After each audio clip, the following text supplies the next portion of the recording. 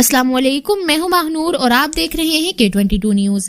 دیکھیے فرینکفرٹ جرمنی سے رضوان خان کی رپورٹ۔ خواتین کے حقوق کے لیے 8 مارچ خواتین کے عالمی دن کے طور پر منایا جاتا ہے۔ اس موقع پر جرمنی کے شہر فرینکفرٹ میں پرائم منسٹر یوتھ کونسل ممبر برائے جرمنی عبیرہ ضیاء نے خواتین کو مبارکباد دی اور وزیر اعلیٰ پنجاب مریم نواز کو اپنا رہنما قرار دیا۔ 8 مارچ ہر سال خواتین کے عالمی دن کے طور پر منایا جاتا ہے، جس کا مقصد خواتین کے حقوق، صنفی مساوات اور خواتین کے خلاف تشدد اور بدسلوکی جیسے مسائل پر توجہ دلاتا ہے۔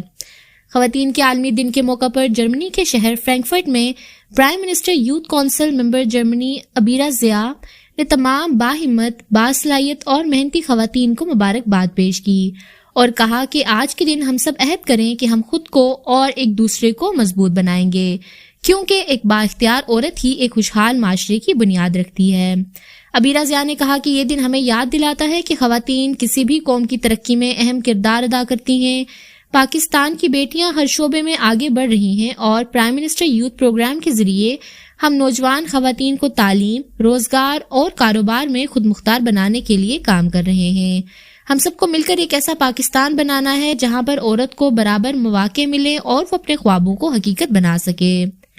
انہوں نے کہا کہ ہم سب کو فخر ہے کہ پنجاب کی وزیر اعلیٰ مریم نواز خواتین کی فلاح و بہبود کے لیے مسلسل کام کر رہی ہیں اور ان کی قیادت میں بہت سی خواتین نے اپنے خوابوں کو حقیقت میں بدلنے کی راہ پائی ہے۔